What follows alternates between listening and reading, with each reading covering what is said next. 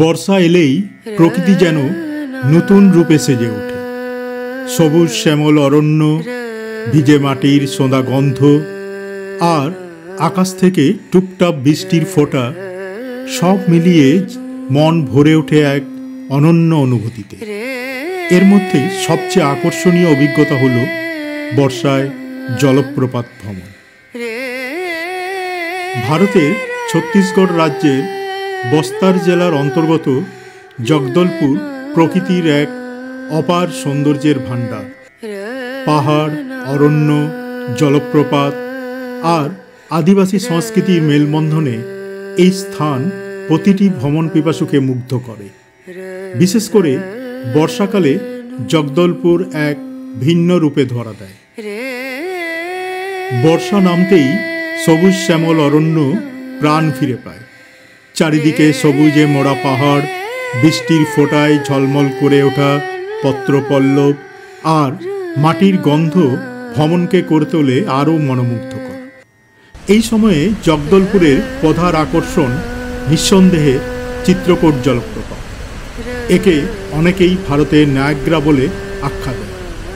বর্ষার জলে পূর্ণ হয়ে এই জলপ্রপাত ভয়ঙ্কর অথচ অপরূপ রূপে গর্জে পড়ে।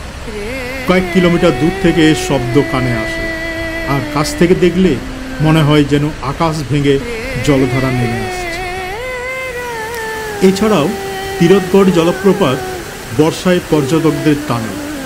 ঘন অরণ্যের বুক চিরে নামা এক সাদা ফেনিল জলের ধারা যেন প্রকৃতির এক অমূল্য উপহার।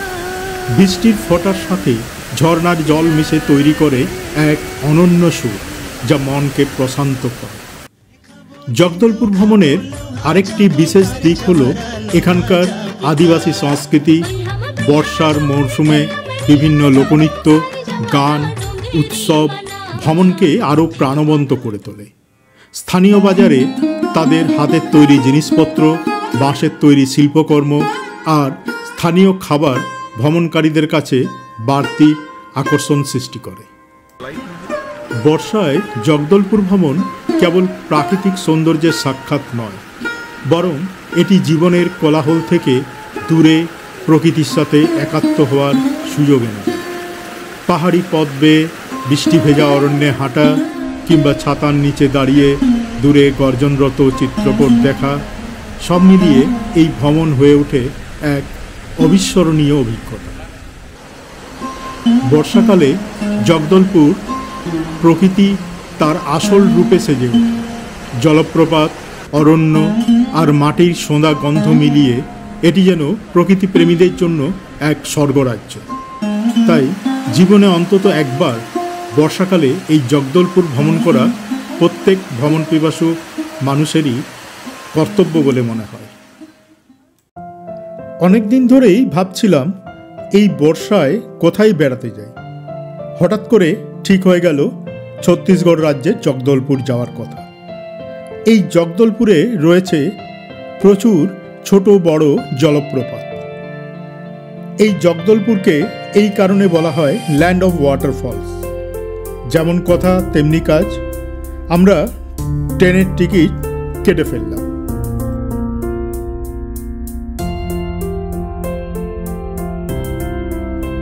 আজ 23শে অগস্ট 2025। আমরা চলেছি জগদলপুর আর সম্বলপুর ভ্রমণে। আমাদের ট্রেন রয়েছে রাত্রি 10টা 10 মিনিটে হাওড়া থেকে 18005 হাওড়া জগদলপুর সম্বলেশ্বরী এক্সপ্রেস। এই একটি মাত্রই ট্রেন সরাসরি জগদলপুর যাওয়ার। জগদলপুর পৌঁছানোর সময় পরের দিন প্রায় রাত্রি 10টা। প্রায় 24 ঘন্টা সময় লাগে জগদলপুর যেতে।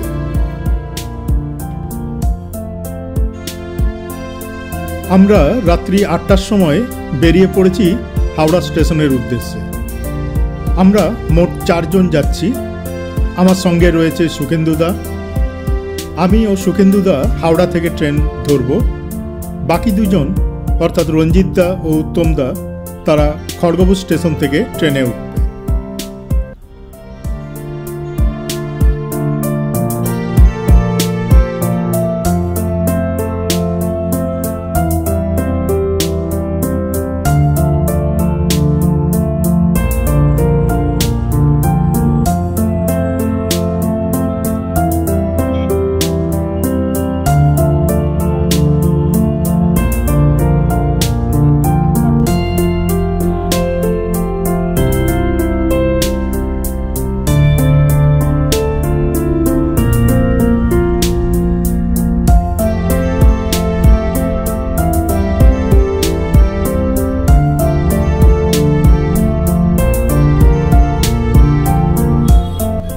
এখন রাত্রি 8:50।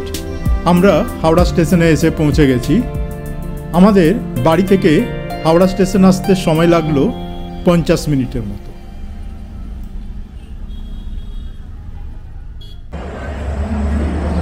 আমরা চলেছি জগদলপুর। আমাদের ট্রেন রয়েছে সম্বলেশ্বরী এক্সপ্রেস রাত 10:10-এ। আর এখন রয়েছি প্ল্যাটফর্মে হাওড়াতে। আমাদের ট্রেন ছাড়বে 10:10-এ সম্বলেশ্বরী এক্সপ্রেস। 19 নম্বর প্ল্যাটফর্মে ট্রেন আসবে।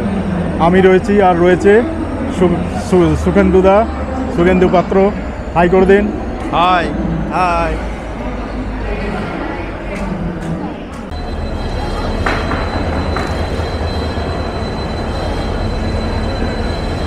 আমাদের ট্রেন দিয়ে দিয়েছে 8005 হাওড়া জগদলপুর এক্সপ্রেস 19 নম্বর প্ল্যাটফর্ম থেকে ছাড়বে।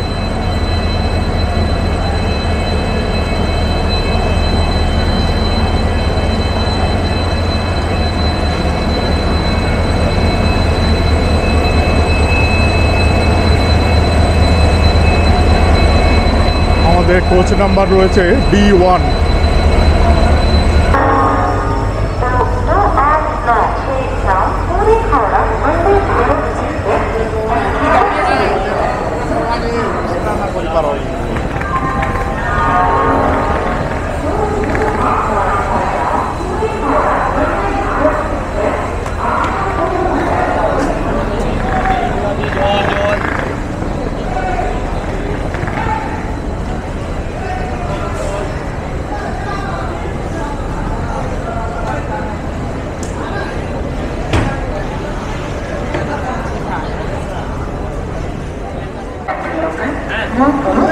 আমাদের ট্রেন রয়েছে কোচ নাম্বার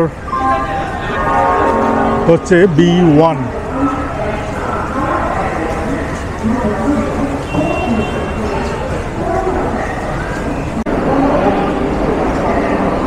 আমাদের coach number B1।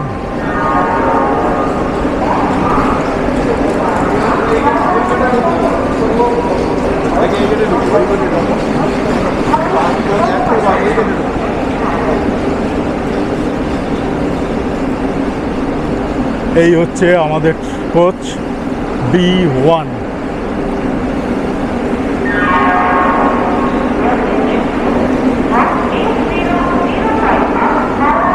Coach number B1।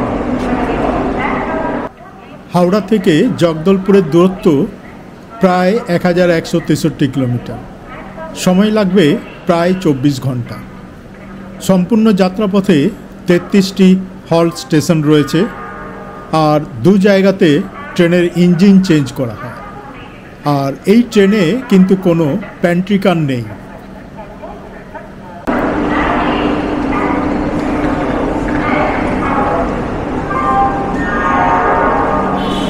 চলো ট্রেনে উঠি, তারপরে আবার কথা হবে।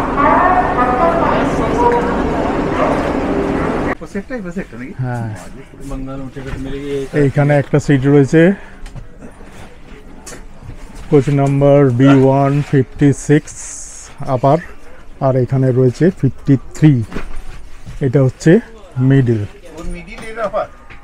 হ্যাঁ, কিছু করার নেই। একেবারে সঠিক সময় রাত্রি 10:10 হাওড়া থেকে ট্রেন ছেড়ে দিল।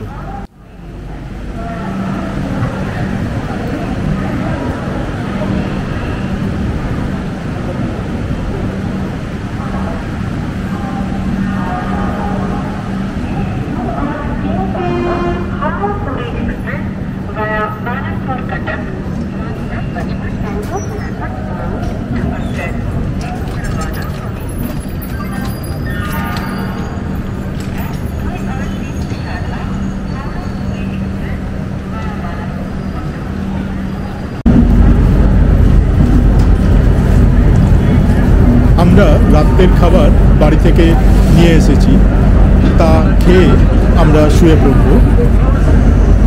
তাহলে আজকের মতো গুড নাইট। আবার কথা হবে আগামীকাল সকালে। Bye, good night.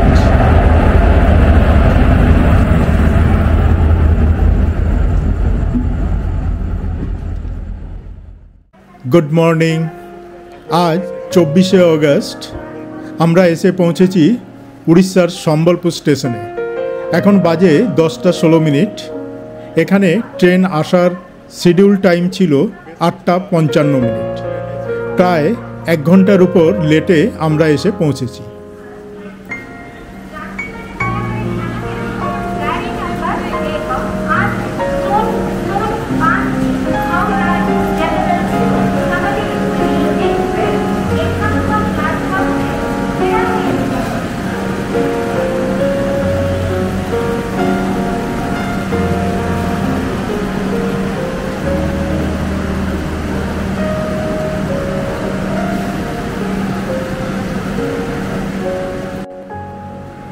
আমরা জগদলপুর থেকে ফেরার পথে আমরা এই সম্বলপুরে এক নাইট স্টে করব। এখানে আমরা সম্বলপুরের কাছেই রয়েছে হীরাকুন্দ ড্যাম, সেটা ঘুরে দেখব।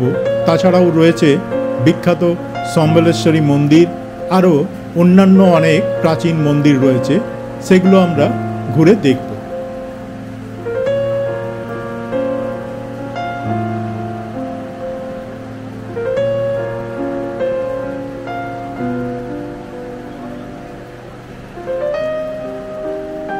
হাওড়া থেকে সম্বলপুরের দূরত্ব 563 কিলোমিটার।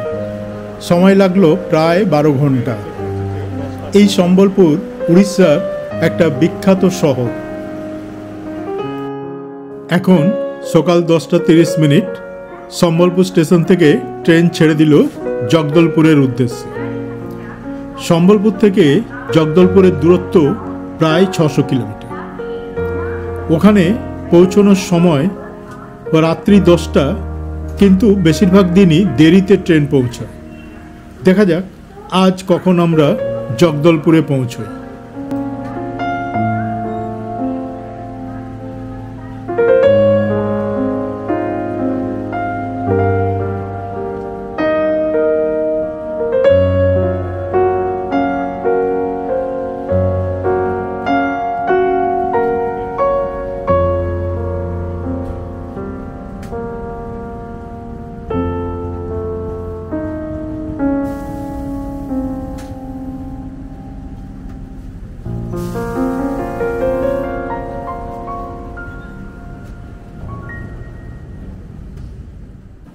ট্রেন ধীরে ধীরে সম্বলপুর স্টেশন ছাড়তেই জানলার বাইরের দৃশ্য একেবারে পাল্টে গেল।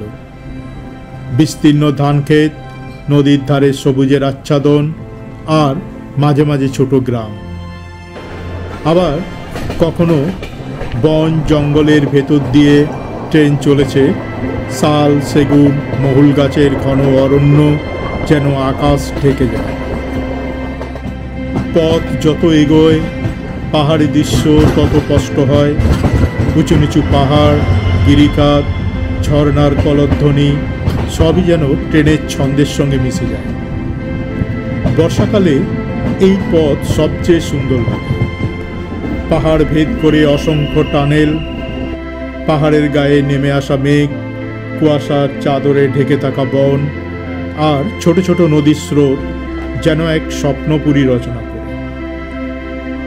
সব মিলিয়ে মনে হয় ট্রেন যেন আপনাকে এক অরণ্য রাজ্যের অন্তরে নিয়ে এসেছে।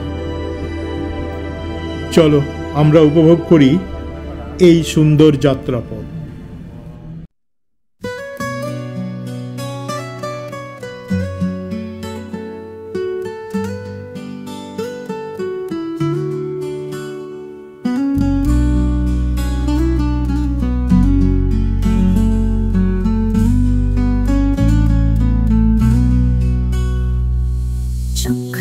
करती रेल चली, सपनों के संग उड़ चली, खिड़की से झांके नजारा, हर दिल में मचे खुमारी। कोरा से मुखड़ा को चलो चलो रे, गाते गुनगुनाते रेल की पटरियों पे सपनों को सजाते। सफर है सुहाना, दिल है हमारा, मंजिल भी हंसे, राह भी गुनाहे।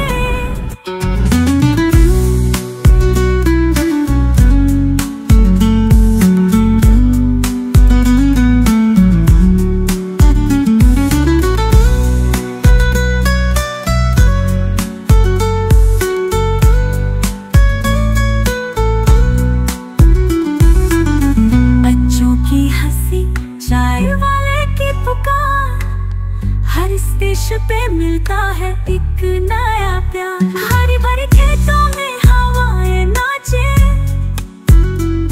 संगीत सा बजता है कहियों का तार। कोरस मुखड़ा ओ चलो चलो रे, गाते गुनगुनाते रेल की पटरियों पे सपनों को सजाते। सफर है सुहाना, दिल है हमारा, मंजिल भी हंसे, राह भी गुनगुनाए।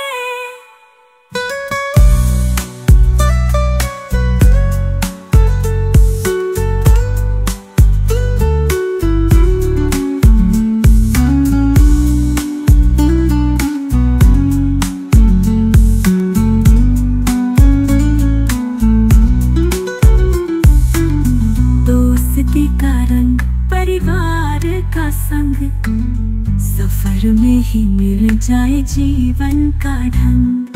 झुक झुक करती रेल कहे मुस्कुराओ, हर सफर में छुपा है जीने का रंग। अंतिम मुखड़ा ओ चलो चलो रे, हंसते गुनगुनाते रेल की पटरियों पे खुशियों को सजाते। सफर है सुहाना, प्यारा ये जमाना, गीतों की तरह चल पड़े जिंदगानी।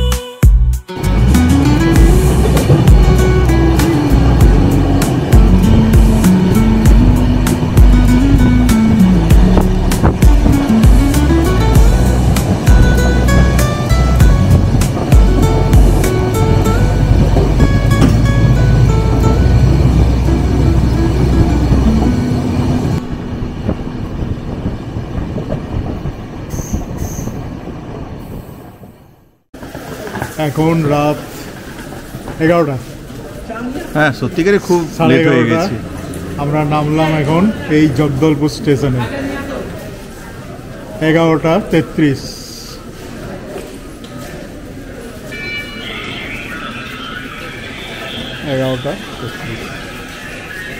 এবার আমরা গাড়ি নিয়ে হোটেলে এরপর আমরা এখান থেকে গাড়ি নিয়ে হোটেলের দিকে যাব।